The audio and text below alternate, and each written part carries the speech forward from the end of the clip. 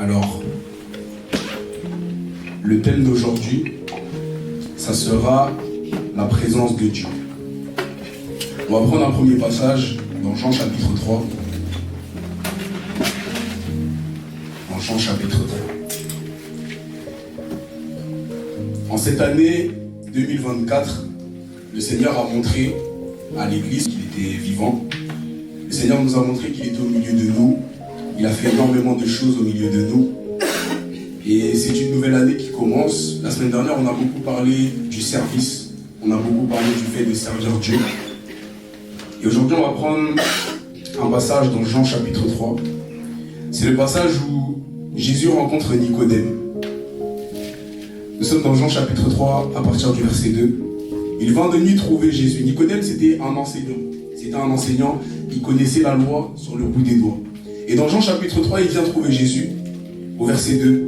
Il lui dit, « Maître, nous savons que tu es un enseignant envoyé par Dieu, car personne ne peut faire ces signes miraculeux que tu fais si Dieu n'est pas avec lui. » Jésus lui répondit, « En vérité, je te le dis, à moins de naître de nouveau, personne ne peut voir le royaume de Dieu. » Nicodème lui dit, « Comment un homme peut-il naître quand il est vieux? Peut-il une seconde fois entrer dans le ventre de sa mère et naître ?» Jésus répondit, en vérité, je te le dis, à moins de naître d'eau et d'esprit, on ne peut entrer dans le royaume de Dieu. Ce qui est né de parents humains est humain, et ce qui est né de l'esprit est esprit. Ne t'étonne pas que je t'ai dit, il faut que vous naissiez de nouveau. Le vent souffle où il veut, tu en entends le bruit, mais tu ne sais pas où il va ni d'où il vient. C'est aussi le cas de toute personne qui est née de l'esprit. Nicodème reprit la parole et dit, comment cela peut-il se faire? Jésus lui répondit, tu es un enseignant d'Israël et tu ne sais pas cela. Alors dans ce passage, on a Nicodème qui est un enseignant de la loi. Nicodème, c'est un homme qui connaît les Écritures sur le bout des doigts. C'est peut-être même un homme qui était capable de les réciter sur le bout des doigts. Et dans ce passage, il va rencontrer Jésus qui va lui présenter un enseignement que Nicodème n'avait jamais connu avant. Jésus va lui dire, personne ne peut voir le royaume de Dieu s'il ne naît de nouveau. Le terme royaume de Dieu peut être traduit en grec par le terme le règne de Dieu. C'est comme si Nicodème dit à Jésus, personne ne peut voir le règne de Dieu s'il ne naît de nouveau. Alors, dans ce passage, on comprend que Jésus n'est pas seulement venu afin de nous instaurer une religion. Jésus n'est pas simplement venu afin de nous instaurer une routine à suivre. Mais Jésus est venu pour nous apporter une nouvelle vie. C'est la vie que l'apôtre Paul va appeler la vie de résurrection. Beaucoup de personnes aujourd'hui connaissent le Seigneur, ils peuvent prier, ils peuvent connaître Dieu. Mais ce à quoi le Seigneur nous appelle, c'est mener la vie de l'esprit, c'est mener une nouveauté de vie. Lorsqu'on parle de nouvelle naissance, on doit faire une différence entre le fait de croire en Dieu et le fait d'être né de nouveau. Croire en Dieu, c'est croire que Jésus est Dieu, croire que le Seigneur Jésus est mort pour mes péchés. Et la nouvelle naissance qui découle de cette foi en Dieu, c'est le fait d'être né de nouveau. C'est-à-dire que ton esprit qui était mort parce que nous sommes nés pécheurs, ton esprit qui était mort parce que nous sommes nés dans le péché, lorsque tu rencontres le Seigneur Jésus, le Seigneur vient déposer son esprit dans ton esprit. Ce qui veut dire que tu as reçu une nouvelle vie. Ce qui veut dire que là où ton esprit pouvait être troublé, là où il y avait l'absence de paix dans ton esprit, là où peut-être tu n'avais pas la paix au quotidien, où tu sentais constamment que ton esprit était troublé, la bonne nouvelle que Jésus nous annonce, c'est qu'il est possible de vivre une nouvelle vie. Alors nous avons beaucoup parlé du fait de servir le Seigneur, du fait d'aller, du fait de prêcher, du fait de faire des nations des disciples. Mais aujourd'hui, j'aimerais attirer notre attention sur la présence de Dieu. C'est vrai que ce à quoi Dieu nous appelle, c'est aller prêcher, enseigner, faire des nations des disciples. Mais personne ne peut aller faire des nations de disciples s'il ne demeure pas dans la présence de Dieu.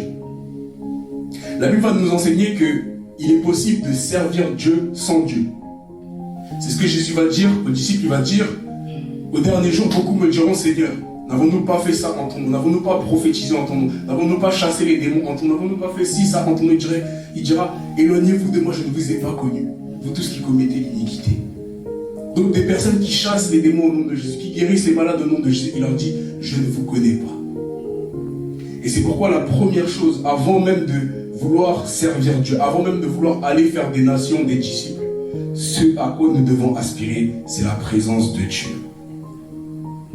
Et aujourd'hui, j'aimerais attirer votre attention sur un aspect de la présence de Dieu, qui est que, en tant qu'humain, étant dans le monde, on a énormément de soucis. On a beaucoup de choses à gérer. On doit gérer pour certains le travail, pour certains les cours, pour certains les problèmes, la santé, les problèmes familiaux. Et souvent, on va plus être concentré sur le fait de prier sur ces choses-là que de chercher la face de Dieu. Mais à travers la Bible, Jésus va nous révéler un phénomène qui est intéressant. Jésus va nous apprendre que la meilleure manière de traiter tous les problèmes que tu as, la meilleure manière de guérir de toutes les maladies, la meilleure manière de guérir de tous les maux que tu peux avoir, c'est de demeurer dans la présence de Dieu. Jésus va probablement nous dire dans Matthieu 6,33, cherchez premièrement le royaume des cieux et la justice de Dieu, et toutes ces choses vous seront données par-dessus. Ça veut dire que d'un côté, tu peux prier, Seigneur, guéris-moi, Seigneur, aide ma famille, Seigneur, fortifie-moi, Seigneur, aide-moi à avoir ça, aide-moi à avoir ça, aide-moi à avoir ça. Ça, c'est la partie épuisante, c'est la partie fatigante et c'est la partie qui produit le moins de résultats. Mais Jésus nous dit, si vous demeurez seulement dans ma présence, si vous demeurez seulement dans mon intimité, si vous demeurez seulement dans le lieu secret, vous-même vous vous rendrez compte que toutes ces choses pour lesquelles vous aviez l'habitude de prier, toutes ces choses pour lesquelles vous avez l'habitude d'implorer Dieu, elles vont se résoudre toutes seules. La Bible va nous dire, dans Deutéronome au verset 28, si tu obéis à la voix de l'Éternel ton Dieu, en observant et en mettant en pratique tous ces commandements que je te prescris aujourd'hui, l'Éternel ton Dieu te donnera la supériorité sur toutes les nations de la terre. Voici toutes les bénédictions qui se répandront sur toi et qui seront ton partage lorsque tu obéiras à la voix de l'Éternel ton Dieu. Tu seras béni dans la ville, tu seras béni dans les champs. Le fruit de tes entrailles, le fruit de ton sol, le fruit de tes troupeaux, les portées de ton gros et de ton menu bétail, toutes ces choses seront bénies. Ta corbeille et ta huche seront bénies. Tu seras béni à ton arrivée, tu seras béni à ton départ. L'Éternel te donnera la victoire sur tes ennemis qui s'élèveront contre toi. Ils sortiront contre toi par un seul chemin, ils s'enfuiront devant toi par 7 chemins. L'Éternel ordonnera à la bénédiction d'être avec toi dans tes greniers et dans toutes tes entreprises. Il te bénira dans le pays que l'Éternel ton Dieu te donne. Lorsque tu apprends à cultiver la présence de Dieu, la Bible nous dit, Deutéronome 28, verset 8, l'Éternel ordonnera à la bénédiction d'être dans toutes tes voies. Aujourd'hui, je veux attirer l'attention de l'Église sur le fait de demeurer dans la présence de Dieu. Je pense que l'Église n'arrive pas à demeurer dans la présence de Dieu parce qu'en vérité, on ne connaît pas vraiment Dieu, on ne sait pas vraiment qui il est.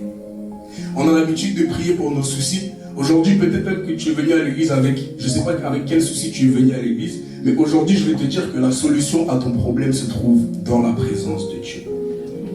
Dieu t'a appelé premièrement, avant de le servir ou avant de faire quoi que ce soit pour lui, à le connaître, avoir une intimité avec lui, avoir une communion, une relation profonde avec lui. Il y a des personnes qui peuvent passer toute leur vie, elles vont croire au Seigneur Jésus, elles ne vont jamais connaître Dieu. Elles ne vont jamais avoir cette proximité, cette intimité, cette relation avec Dieu. Mais ce à quoi Dieu t'appelle, c'est avoir cette intimité avec lui. Parce que Dieu sait que toutes ces choses, c'est des choses qui te préoccupent. Dieu sait que c'est des choses qui pèsent sur ta vie. La Bible dit, votre Père sait de quoi vous avez besoin. Tout ce pourquoi tu pries, tu dis à Dieu, j'ai besoin de ci, j'ai besoin de ça. La Bible dit, il sait que tu as besoin de ça. Et Jésus nous enseigne que quand tu demeures dans sa présence, toutes ces choses dont tu as besoin, toutes ces choses pour lesquelles tu pries constamment, il ordonne à ces choses de venir à toi. Et aujourd'hui, si je parle de cela, ce n'est pas pour te dire reste avec Dieu et tu auras tout le reste, mais c'est surtout pour t'encourager à demeurer dans la présence de Dieu. Et pour que tu comprennes que demeurer dans la présence de Dieu ne sera jamais une perte de temps pour le reste de ta vie. Souvent, on pense que quand on reste dans la présence de Dieu, on rate des choses. Parce que je suis dans la présence de Dieu, je vais passer à côté de certaines choses. Parce que je suis devant Dieu, je ne vais pas avoir le temps de faire certaines choses. Alors que quand tu t'occupes des affaires de Dieu, Dieu s'occupe de tes affaires. Quand tu t'occupes des intérêts du ciel, le ciel s'occupe de tes intérêts. C'est automatique. L'Éternel ordonnera à la bénédiction d'être avec toi dans tous tes greniers et dans toutes tes entreprises. Il y avait une femme qui s'appelait Anne. Anne, c'était une femme qui était stérile. Dans le livre de 1 Samuel, Anne était stérile. Elle ne pouvait pas avoir d'enfant. Et il y avait une autre femme qui s'appelait Pénina. Pénina ne faisait que chambrer Anne parce que Anne ne pouvait pas avoir d'enfant. Alors un jour, Anne s'est rendue au temple. Elle est allée pour prier Dieu. Elle priait afin d'avoir un enfant. Alors elle s'est rendue dans la présence de Dieu. Je ne sais pas si Anne était une femme qui avait l'habitude de prier, mais ce jour-là, elle s'est rendue dans la présence de Dieu. Et puis, elle a fermé les yeux et elle a commencé à déverser son cœur. Ça veut dire qu'il n'y avait aucun son qui sortait de sa bouche, aucun mot. Mais elle a simplement déversé son cœur. Elle a simplement dans son cœur commencé à implorer Dieu. Et elle lui a fait un vœu, elle a dit, Seigneur, si tu me donnes un fils, ce fils te servira. Alors elle a imploré, elle a imploré, elle a imploré, elle a imploré. Et puis, Élie de Silo était à côté d'elle et lui dit, Anne, qu'est-ce que tu fais? Et elle dit, je suis en train de déverser mon cœur devant Dieu. Il dit, je ne sais pas ce que tu as demandé à Dieu, mais que le Seigneur t'exauce. Et qu'est-ce qui se passe? La Bible nous dit que lorsque Anne est sortie du temple, son visage ne fut plus le même. Parce qu'elle a passé du temps dans la présence de Dieu. Parce qu'elle a passé du temps devant la face du Seigneur. Elle est rentrée, elle était accablée. Elle disait, je n'ai pas d'enfant, je ne peux pas avoir d'enfant, je suis stérile. Mais parce qu'elle est rentrée dans la présence de Dieu, elle est ressortie. Son visage n'était plus le même. Je ne sais pas, mon frère, ma soeur, quel est le problème qui te tourmente dans ta vie. Je ne sais pas ce par quoi tu passes. Qu'est-ce qui te tracasse, qu'est-ce qui perturbe ton esprit. Mais si tu rentres dans la présence de Dieu, quand tu ressortiras, ton visage ne sera plus le même. Amen. Et la Bible dit, ce qui m'étonne dans ce passage, c'est que la Bible dit que Anne était stérile parce que l'Éternel l'avait rendue stérile. Souvent, quand quelqu'un a quelque chose, une maladie, etc., on peut penser, non, ça ne vient pas de Dieu. Ça ne vient pas de Dieu parce que Dieu ne peut pas envoyer. Mais la Bible dit que c'est Dieu qui a rendu Anne stérile. Ce que j'essaie de dire, c'est qu'il y a certaines choses qui sont actuellement dans ta vie parce que Dieu l'a permis. Dieu a permis que ces choses soient comme ça. Mais il ne permet pas que ces choses soient comme ça pour te détruire. C'est pour que tu ailles dans sa présence, pour que tu l'implores. Et quand tu pries, vous savez, Dieu c'est quelqu'un qui aime la gloire. Amen. Il est écrit dans les psaumes, invoque-moi au jour de la détresse. Je te délivrerai et tu me glorifieras. Ça veut dire que Dieu se nourrit de la gloire que tu lui donnes.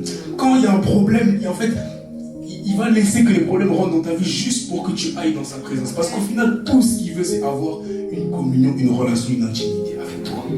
Mais quand tu vas dans la présence de Dieu, tous les problèmes que tu avais, tous les trucs pour lesquels tu pleures, tous les trucs qui t'accablent, Dieu va te décharger de tout. Je peux vous faire mon propre témoignage. J'avais une période où moi-même je criais à Dieu, je pleurais à Dieu. C'était une période où je ne me sentais pas à ma place dans ce monde. Je me disais, moi je fais quoi ici dans ce monde? Je ne suis pas à ma place.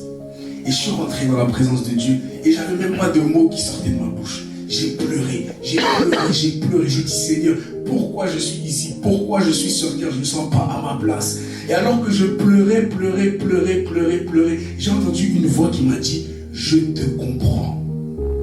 Et quand la voix m'a dit, je te comprends, j'ai senti une paix dans tout mon corps. Et je savais que si je suis ici sur terre, c'est parce que Dieu m'a appelé à faire quelque chose pour lui. Si je suis ici sur terre, c'est parce que Dieu a un plan pour moi. Et Dieu a un plan pour chacun d'entre nous ici. La Bible dit, l'homme forme beaucoup de projets dans son cœur, mais c'est le dessein de l'Éternel qui s'accomplit. J'aimerais dire à chacun d'entre vous ici que Dieu a un plan pour chacun d'entre vous. Et que si aujourd'hui, on vous disait ce que Dieu voulait faire dans votre vie, vous ne le croyez même pas. C'est pas moi qui le dis, c'est la Bible. La Bible dit, soyez étonnés, parce que je vais faire en vos jours une chose, que si on vous la racontait, vous ne le croiriez pas. Si Dieu descendait tout de suite et qu'il disait à chacun, toi je vais faire ça, je vais faire ça, je vais faire ça dans ta vie, personne ne croirait tellement c'est glorieux. Dieu a un plan pour chacun d'entre nous. Mais lorsque tu crois au Seigneur, tu viens avec tellement de choses, tu es chargé avec tellement de soucis, tellement de problèmes, tellement de choses que tu combats, tellement de choses pour lesquelles tu luttes. Dans la présence de Dieu, toutes les choses que tu as, toutes les choses que tu travailles, tous les problèmes que tu as, tout disparaîtra. Il y avait une autre femme, qui s'appelait Marie. On connaît tous l'histoire de Marie qui était vierge. Et le Seigneur a accordé un enfant à Marie. Et au même moment, il a accordé un enfant à Élisabeth, qui était stérile. Et dans le cantique d'Élisabeth, Élisabeth a dit, ce qui était pour moi un sujet de honte, l'Éternel me l'a retiré. Ce pourquoi les gens se moquaient de moi, ce pourquoi les gens disaient, toi t'es comme ça, t'es comme ça, t'es comme ça, l'Éternel l'a retiré. La volonté de Dieu, vous savez, Dieu, c'est quelqu'un, la Bible dit qu'il aime confondre les sages. Ça veut dire que ce que Dieu aime faire, c'est que celui que toi tu vas pointer du doigt et tu vas te moquer de lui. Celui que toi tu vas pointer du doigt, tu vas dire, toi t'as moins que rien, toi tu sers à rien. C'est lui que Dieu va aller chercher et c'est lui que Dieu va élever. La Bible dit dans le livre de 1 roi, que lorsque Samuel devait trouver le roi de Dieu, il est allé dans la maison d'Isaïe et il y avait tous les fils d'Isaïe. Ils étaient tous grands, tous beaux. Et puis Samuel s'est dit, certainement le serviteur de l'Éternel est au milieu de ces hommes. Ils sont tous grands, ils sont tous beaux. Et puis l'Éternel dit à Samuel, ne regarde pas à son apparence, ni à la hauteur de sa taille. Parce que l'homme regarde à ce qui frappe les yeux. L'homme, quand il te regarde, il voit que toi, t'es bien habillé. Toi, t'es beau, toi, t'es belle, toi, t'es comme ça. Donc, naturellement, il va t'aimer. Mais si tu n'es pas dans ses standards, si tu n'es pas dans ses critères, il ne va pas t'aimer. L'exemple par excellence de ce phénomène, c'est l'exemple de Jésus. La Bible dit que Jésus n'avait rien pour attirer les regards. Il n'avait pas d'éclat de beauté. Quand tu le voyais, il sortait il habitait à Nazareth. C'était vraiment la ville, les bas-fonds de Nazareth. Sur Jésus, quand tu regardais, il n'avait rien pour plaire. Mais c'est lui qui a porté nos iniquités. La Bible dit, il s'est chargé de nos maladies. Il a porté nos iniquités. Il est allé à la croix comme un agneau qui ne dit point de mots. Ce n'est pas un agneau qu'on mène à l'abattoir et qui dit non, ne m'emmenez pas, ne m'emmenez pas. Il y allait sans dire de mots. Mais Jésus, c'est celui que tout le monde méprisait. Pourtant, c'est pour nous qu'il est venu. Pourtant, c'est lui que l'Éternel a choisi. Et j'aimerais te dire aujourd'hui que même si tu es le plus petit de ta famille, même si tu es celui en qui personne ne croit, même si aujourd'hui tu regardes ta vie et tu dis ma vie c'est compliqué, qu'est-ce que Dieu va faire de moi, qu'est-ce que Dieu va faire de ma vie, j'aimerais te dire que le Seigneur Jésus est venu justement parce qu'il a un plan pour toi. Que peu importe ce qui se passe aujourd'hui dans ta vie, peu importe les problèmes qui t'accablent, si le Seigneur a permis que Anne soit stérile, c'est parce que derrière il voulait la rendre féconde. S'il a permis qu'elle ne puisse pas avoir d'enfants, c'est parce que derrière il a permis qu'elle puisse avoir des enfants. Donc si Dieu permet qu'aujourd'hui ta situation soit comme ça, c'est parce que derrière il veut se glorifier dans ta vie. Mais pour ça il a besoin que tu rentres dans sa présence. Dans la présence de Dieu c'est un mystère parce que quand tu rentres dans la présence de Dieu, tu rentres en contact avec Dieu. En fait, tu rentres dans une atmosphère. Vous savez, quand je parle de la présence de Dieu, Dieu est omniscient. C'est-à-dire que Dieu, il est ici, il est dehors, il est là-bas, il est là-bas. Mais quand je parle de la présence de Dieu, je parle de l'intimité. Je parle de la présence intime. Je parle du fait de connaître Dieu. Je peux dire, par exemple, voilà, toi je te connais, toi je te connais, toi je te connais. Mais peut-être que je ne vous connais pas personnellement, je vous connais de vue, ou je vous connais parce qu'on est dans la même assemblée, mais je ne vous connais pas personnellement. Beaucoup de personnes connaissent Dieu, ils savent que voilà, Jésus, peut-être même ils ont lu les histoires de Jésus, ils ne le connaissent pas personnellement. Mais le Seigneur nous appelle à le connaître personnellement. Et lorsque tu rentres dans la présence de Dieu, lorsque tu apprends à cultiver cette présence de Dieu, tu vas voir que toutes les choses qui étaient pour toi des combats, c'était difficile, c'était dur. Dieu va s'en occuper tellement facilement. La Bible dit dans Ésaïe 54, « Réjouis-toi, stérile. Toi qui n'enfantes pas, fais éclater ton allégresse et ta joie. Toi qui n'as plus de douleur, car les fils de la délaissée seront plus nombreux que les fils de celle qui est mariée. » Je vais descendre un peu.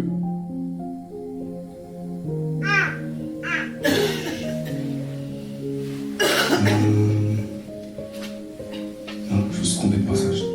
Il y a un passage dans le livre d'Ésaïe qui dit: de la boue, de la poussière, tu ramasses le pauvre. De la poussière, tu ramasses le faible pour le faire asseoir avec les grands, pour le faire asseoir à la table des grands.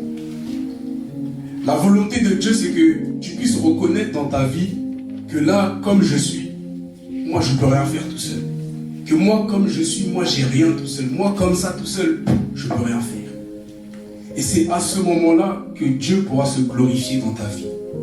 C'est lorsque tu accepteras de rentrer dans la présence de Dieu et de dire: prends-moi comme je suis, prends-moi tel que je suis. C'est vrai, je ne suis pas parfait. C'est vrai, peut-être même, j'arrive même pas à prier tous les jours, je n'arrive même pas à lire la Bible tous les jours. Je ne suis pas parfait.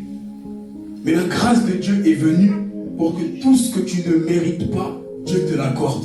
La grâce de Dieu est venue pour que même si on est imparfait, même si on n'arrive pas à prier, même si tu peux pécher, et puis tu demandes pardon, et puis tu pêches, et puis tu demandes pardon, mais tu repêches, Dieu te pardonnera toujours parce que le sang de Jésus est suffisant pour ta vie. Le sang de Jésus a tout accompli pour ta vie, pour que tu te sentes légitime d'entrer dans la présence de Dieu. Légitime de demander à Dieu. La Bible dit, approchons-nous avec assurance du trône de grâce afin d'obtenir miséricorde au jour de la détresse. Donc tu peux t'approcher avec assurance. Et lorsque tu rentres dans la présence de Dieu, tu peux prendre conscience que je suis sans tache, je suis sans péché. Parce que quand Dieu me voit, il ne me voit pas moi avec mes fautes, mes tâches ou mes péchés, mais il voit Jésus-Christ. Il voit son Fils Jésus-Christ. Il voit quelqu'un de pur, quelqu'un de tout blanc, avec une robe toute blanche, sans péché, sans tache. Il se passe quelque chose de merveilleux dans la présence de Dieu. Lorsque tu rentres dans la présence de Dieu, lorsque tu acceptes de laisser tous tes problèmes derrière toi, tu acceptes de rentrer dans la présence de Dieu et de tout laisser derrière toi. Au bout d'un moment, tu vas te demander, mais tous les problèmes que j'avais, où est-ce qu'ils sont passés? Tout ce que je trimballais, toutes les charges que j'avais, où est-ce qu'ils sont passés? Et souvent, on essaye de vivre, de vivre notre vie en pensant qu'on peut vivre sans Dieu. Mais quand tu essayes de vivre sans Dieu, tu te rends compte qu'il te manque toujours quelque chose.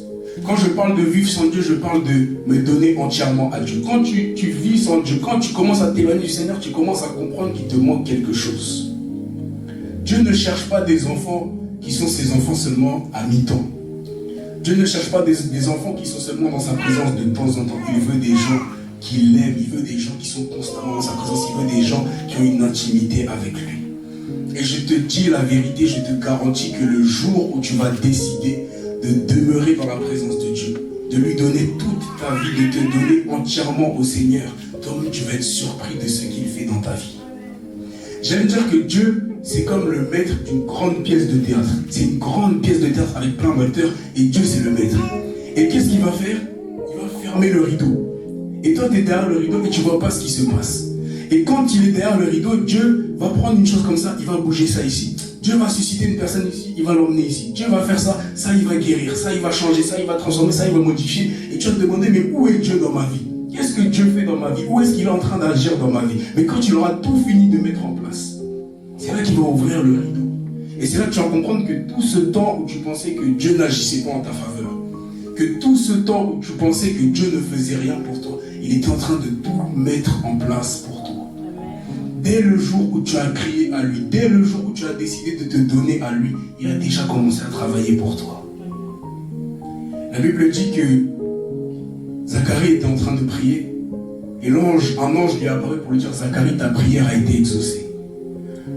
Et ce que Zacharie aurait pu se dire, c'est comment ma prière a été exaucée? Parce que Zacharie priait pour que sa femme stérile puisse avoir un enfant.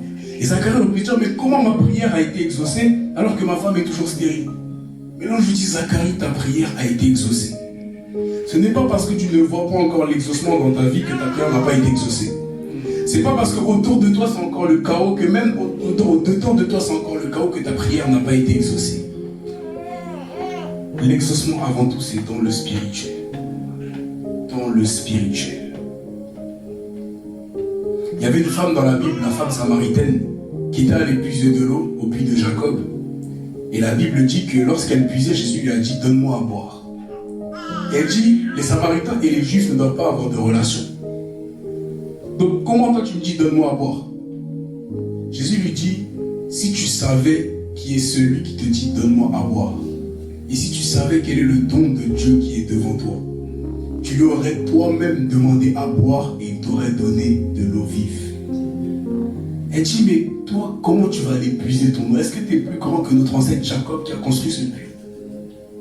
Il dit, toute personne qui boit de l'eau de ce puits aura encore soif. Mais celui qui boit de l'eau que je lui donnerai n'aura plus jamais soif. Et la femme dit, donne-moi de cette eau qui fait que je n'aurai plus jamais soif. Souvent on essaye de combler le manque de l'amour de Dieu, on essaye de combler ça par plein de choses, par plein de plaisirs, par plein de choses qui au final sont vaines. Mais Jésus te dit ce soir, si tu bois de l'eau que lui il te donne, tu n'auras plus jamais soif. Et si tu savais, si tu connaissais le Seigneur, si tu savais réellement qui est le Seigneur Jésus, c'est toi-même qui lui aurais demandé de l'eau vive. C'est toi-même qui lui aurais demandé. Et il t'aurait donné de cette eau. Alors ce Dieu qui t'appelle dans sa présence, Ce Dieu qui t'a tant aimé que c'est lui qui a fait le premier pas vers toi. C'est celui qui te dit, celui qui te cherche constamment, qui désire constamment passer du temps avec toi. C'est lui qui te dit que l'eau que lui donne, quand tu la boiras, tu n'auras plus jamais soif. Plus jamais, jamais, jamais. Plus jamais soif. Dans la présence de Dieu, il y a un renouvellement de ton homme intérieur. La Bible dit que l'homme extérieur se détruit de jour en jour, mais que l'homme intérieur se renouvelle constamment. Ça veut dire que même si mon corps se détruit, même si je me blesse, même si même on me frappe, on me fait ci, ça, mais l'homme intérieur, quand tu es dans la présence de Dieu, quand tu es né de nouveau, quand tu demeures dans sa présence, tu te renouvelles de jour en jour. Constamment tu es plus sage, constamment tes blessures guérissent, constamment ton caractère commence à être forgé, constamment la présence de Dieu te transforme. Il y a quelque chose de mystérieux dans la présence de Dieu. Il y a un homme qui s'appelait Moïse. C'était l'époque où les Hébreux étaient captifs, ils étaient en Égypte et ils étaient esclaves en Égypte. Et un jour, il y a un Égyptien qui est en train de frapper un Hébreu, et Moïse c'était un Hébreu. Il y a un Égyptien qui frappait un Hébreu, donc il frappait un esclave, et Moïse l'a défendu. Il a défendu l'Hébreu. Et il a tué l'Égyptien. Pour défendre son frère, il a tué l'Égyptien. Et plus tard, Moïse arrive et il voit cette fois, il voit deux Hébreux qui sont en train de se battre, et il dit arrêtez de vous battre. Et puis les Hébreux lui disent mais comme tu as tué l'Égyptien là, c'est comme ça aussi tu vas nous tuer. La manière dont tu as tué l'Égyptien, c'est comme ça aussi tu vas nous tuer. Et Moïse a eu peur. Moïse pensait bien faire. Parce que l'Égyptien était en train de maltraiter son frère, il pensait bien faire. Il a tué l'Égyptien pour défendre son frère. Mais la manière dont ça a été interprété, c'est que Moïse était un meurtrier.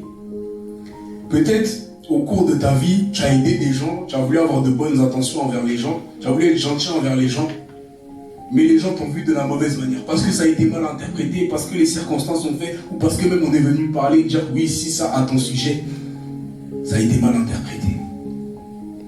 Et c'est ce que le diacre Étienne va nous dire dans Actes chapitre 7, il va dire que lorsque Moïse a défendu son frère, il pensait que les frères comprendraient que c'était l'intervention divine, que c'était Dieu qui a envoyé Moïse pour défendre son frère. En fait, quand Moïse était venu défendre son frère de l'Égyptien, c'était un peu comme si Dieu annonçait d'avance au peuple des Hébreux que je vais vous délivrer de la main des Égyptiens. Mais son frère ne l'a pas compris comme ça. Alors Moïse s'est enfui du pays, parce que les gens le prenaient pour un meurtrier, il s'est enfui. Il s'est enfui. Et Moïse a découvert un endroit qui est merveilleux, qui s'appelle le mont Sinaï. Le mont Sinaï, c'était une montagne qui est aussi appelée dans la Bible le mont Horeb. C'était la plus haute montagne de la région. Avec les meilleurs pâturages, l'herbe était excellente. Et quand il y avait des famines au Moyen-Orient, ou en Égypte, les gens venaient souvent se réfugier au mont Sinaï. Donc c'est une grande montagne, le mont Sinaï. Et Moïse, qui s'est enfui de son pays, va se rendre au mont Sinaï. Il va aller au mont Sinaï. Et lorsqu'il va arriver au mont Sinaï, il va voir un arbre. Dans la Bible, on nous parle d'un buisson. Dans d'autres versions, c'est un arbre. Il va voir un arbre qui brûle, mais qui ne se consume pas. Et puis il va se demander comment cet arbre peut brûler et il ne se consume pas. En fait, c'était une manifestation de l'Éternel. Alors Moïse regarde l'arbre et il dit je veux me détourner pour voir pourquoi cet arbre ne brûle pas. Et il commence à se détourner comme ça pour voir pourquoi l'arbre ne se brûle pas. Et la Bible dit que l'Éternel vit que Moïse était en train de se détourner. Et parce qu'il vit qu'il se détournait, il l'appela du buisson. Moïse, Moïse. Donc Moïse a aperçu le buisson, il a aperçu la manifestation de l'Éternel. Mais il ne s'est pas contenté de ce qu'il voyait. Moïse a décidé de faire le tour. Il a décidé de voir pourquoi le buisson ne se consume pas, pourquoi ça ne brûle pas. Mon frère, ma soeur, la dimension à laquelle tu es aujourd'hui avec Dieu, il y a plus. Et le jour où tu vas accepter de dire que ce buisson que je vois qui brûle, peut-être qu'il y a plus derrière, peut-être que le peu que je connais de Dieu, la connaissance que j'ai de Dieu, il y a plus. Et tu vas décider d'aller dans sa présence, et tu vas décider de le chercher. Tu vas être étonné de la manière dont Dieu est même plus que réel que vous et moi. Tu vas être étonné de la manière dont Dieu peut te parler clairement. Tu vas être étonné que tous les soucis que tu avais, Dieu va te donner des solutions à tes soucis d'une sagesse qui dépasse ton entendement, qui dépasse tellement ta compréhension. Tu vas dire, mais j'aurais jamais pensé à ça. Dans la présence de Dieu.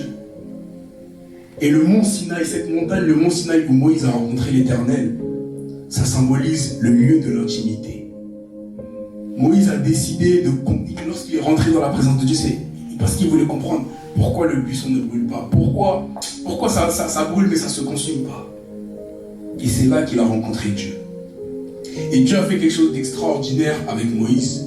C'est que le peuple des Hébreux qui méprisait Moïse, qui disait que Moïse c'est un meurtrier, lorsque Dieu a commencé à utiliser Moïse, lorsque Dieu a utilisé Moïse pour délivrer les Hébreux d'Égypte, le peuple a reconnu que non, toi Moïse, ton Dieu il est vivant. Toi Moïse, ton Dieu il est vivant. Les mêmes qui disaient Moïse tu es un meurtrier, ils disaient non, toi Moïse, ton Dieu il est vivant. Donc les mêmes qui t'ont critiqué, les mêmes qui t'ont méprisé, les mêmes qui t'ont insulté, les mêmes qui t'ont mis de côté, les mêmes qui disent même que tu es un bon à rien. Le jour où Dieu accomplira son œuvre dans ta vie, ils diront non, toi ton Dieu est vivant. Toi ton Dieu est vivant. Entre dans la présence de Dieu. Demeure dans la présence de Dieu. La Bible dit, il n'y a pas de plus grand amour que de donner sa vie pour ses amis. La meilleure, la plus grande preuve d'amour que tu puisses donner au Seigneur, c'est lui donner ta vie et obéir à sa parole, lui obéir. Parce que Dieu ne pourra jamais te conduire dans des voies, dans des sentiers ou dans des endroits qui sont mauvais pour toi. Souvent, nous, on prie pour des choses.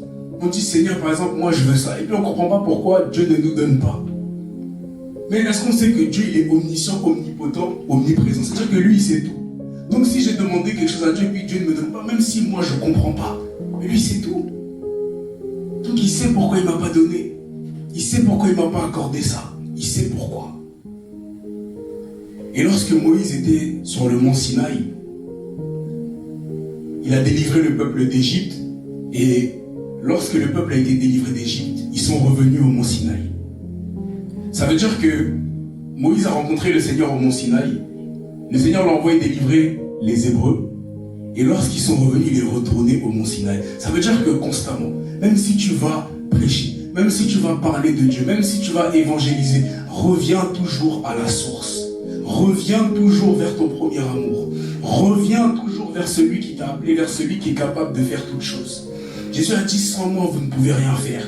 Si le sarment ne reste attaché au cep, il ne peut pas porter de fruits. Le sarment, c'est la branche, le cep, c'est l'arbre. Si la branche ne reste pas attachée à l'arbre, elle ne peut pas porter de fruits. Si je prends un arbre d'or et je coupe la branche, elle a beau être belle, bien taillée, si je la détache du tronc, elle ne pourra plus porter de fruits. Parfois, tu as l'impression que ça ne va pas dans ta vie et que tout s'effondre, mais c'est parce que tu t'es détaché du tronc. Parfois, tu as l'impression que c'est comme si tu es en train de mourir à un petit feu, mais c'est parce que tu t'es détaché de la source. Demeure dans la présence de Dieu. Jésus dit, sans moi, vous ne pouvez rien faire. Rien. Alors, lorsque Moïse a délivré les Hébreux, il est retourné à la source, il est retourné au mont Sinaï. Et là, Dieu lui a dit, monte au mont Sinaï, laisse le peuple en bas, monte au mont Sinaï, viens avec moi, laisse-les en bas et viens avec moi. Alors, Moïse a fixé des limites autour du mont et il est monté sans le peuple. Il est resté 40 jours et 40 nuits, il a jeûné. Et la Bible dit que lorsque Moïse est descendu du mont Sinaï, son visage brillait. Et le peuple voyait que son visage brillait. Ils ont dit, Moïse, mets un voile sur ton visage parce que ton visage il brille trop. Et pourquoi le visage de Moïse brillait comme ça? Parce qu'il était resté dans la présence de Dieu. Quand tu restes dans la présence de Dieu, même si toi tu ne le vois pas, la présence de Dieu déteint sur toi. Elle déteint. Et le jour où tu sors de la présence de Dieu, les gens vont même te dire, mais tu es rayonnant aujourd'hui, tu brilles aujourd'hui, qu'est-ce que tu as fait?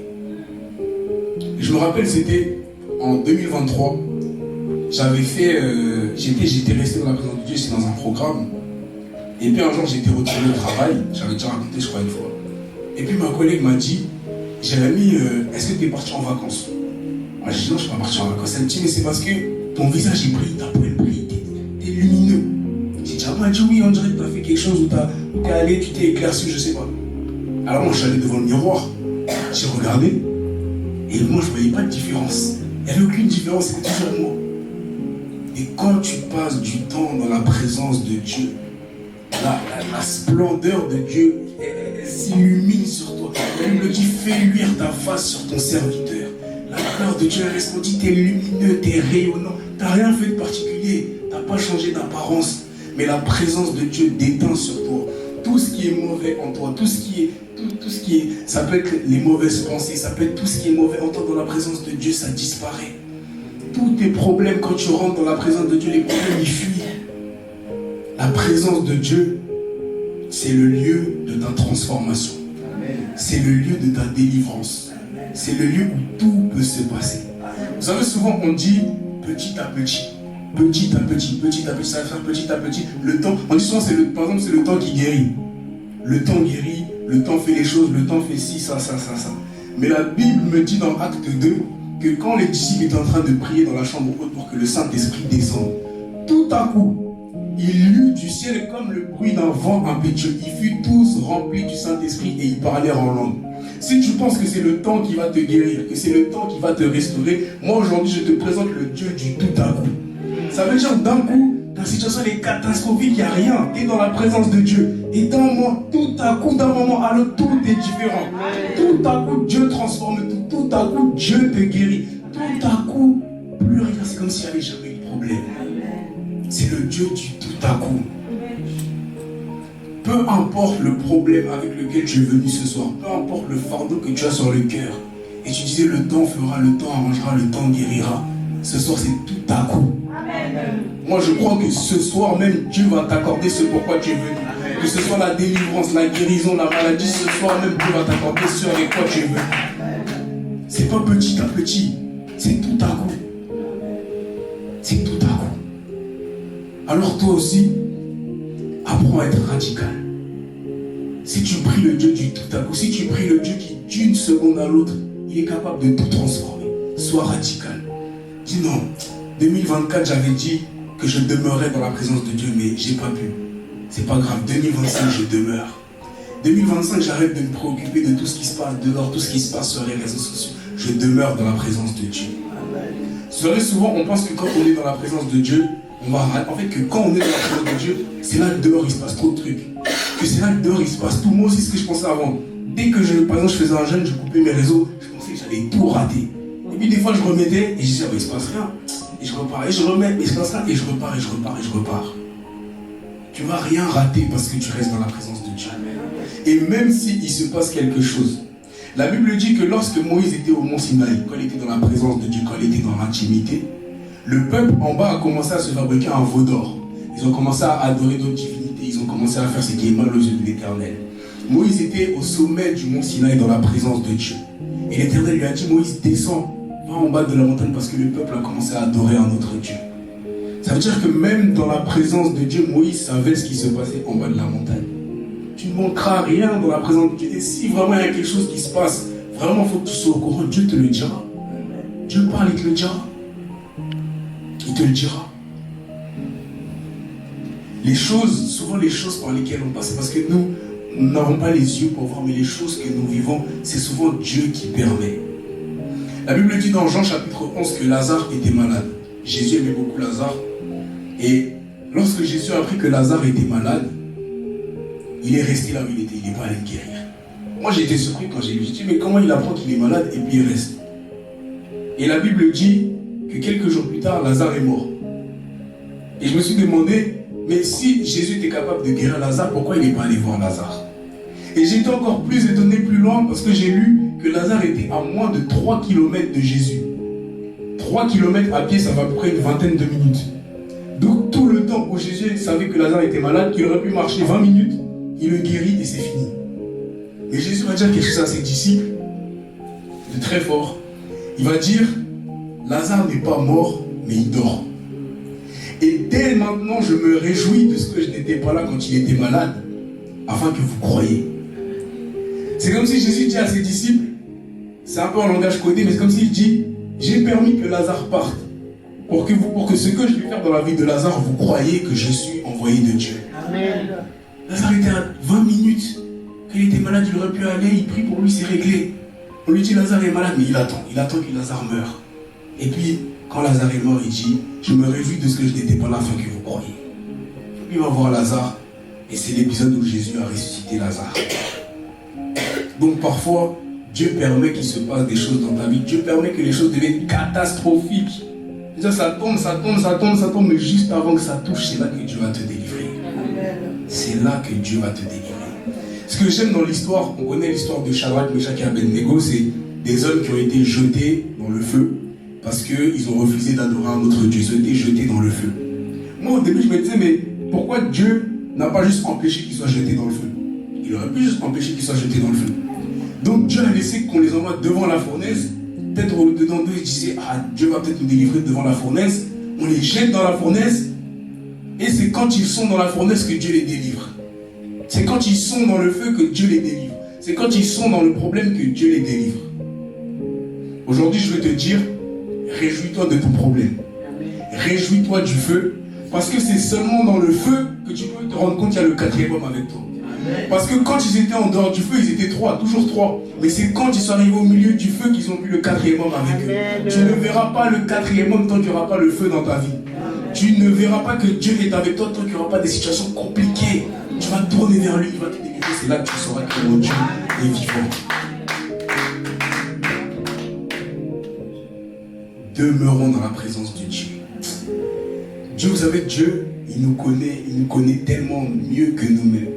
La Bible dit que même chacun de nos cheveux sont comptés. C'est-à-dire à la seconde, quand on perd des cheveux, quand ça pousse, il sait tout le temps, il sait il y en a combien, il sait ce qui est bon pour nous. Et la peine que tu as dans le cœur, ce par quoi tu passes, tu peux te dire, mais moi, est-ce que Dieu comprend ma situation? La Bible dit dans Hébreux chapitre 7 que Jésus, c'est notre souverain sacrificateur. Celui qui, en gros, qui a expié nos péchés. Et la Bible dit, nous n'avons pas un souverain sacrificateur qui ne saurait pas compatir à nos faiblesses. Nous n'avons pas un souverain sacrificateur qui nous regarde comme ça et qui dit, ah, je comprends. Parce que tout comme nous, il est descendu sur terre comme un homme. Les tentations qu'on a éprouvées, c'est ce qu'il a éprouvé. Ce par quoi on est passé, c'est ce par quoi il est passé. Donc quand il dit je comprends, c'est que vraiment il comprend parce qu'il l'a vécu. C'est parce qu'il l'a vécu. Dieu comprend ta situation mieux que toi-même. Il sait ce qui est bon pour toi. Il sait ce qui est bon. Alors pour cette nouvelle année qui va commencer, décidons de demeurer dans la présence de Dieu. Arrêtons de tout le temps vouloir faire par nos forces, de tout le temps vouloir faire par nous-mêmes et décidons d'accepter le plan de Dieu. Dieu va te surprendre. Il va te surprendre quand tu vas voir ce qu'il fait dans ta vie. Parce que quand Dieu conduit ta vie, en fait, on dit souvent, moi je marche avec Dieu. Moi je me suis rendu compte que c'est pas que tu marches avec lui, c'est que toi-même en fait tu es surpris quand il y a des choses qui se passent. Dieu va te conduire quelque part et toi-même tu vas te dire, ah bon? Toi-même tu ne savais pas qu'il allait t'emmener là. Dieu te surprendra toujours. Et tu peux lui faire confiance pour diriger ta vie. Tu peux lui faire confiance pour t'abandonner dans sa présence. Que ce soit les gens de ton entourage qui sont en train de souffrir, que ce soit les problèmes que tu as dans ta vie, dans sa présence, Dieu te révélera tout ce qu'il faut pour que tout s'arrange. Et s'il ne te révèle pas ce qu'il faut, ça veut dire que c'est lui-même qui va aller s'en occuper. Dans la présence de Dieu, c'est dans la présence de Dieu que tes problèmes sont résolus. Dans la présence de Dieu que tout est arrangé. Dans la présence de Dieu que ta famille sera guérie, que ton foyer sera guéri. Dans la présence de Dieu que tu seras restauré. Demeurons dans la présence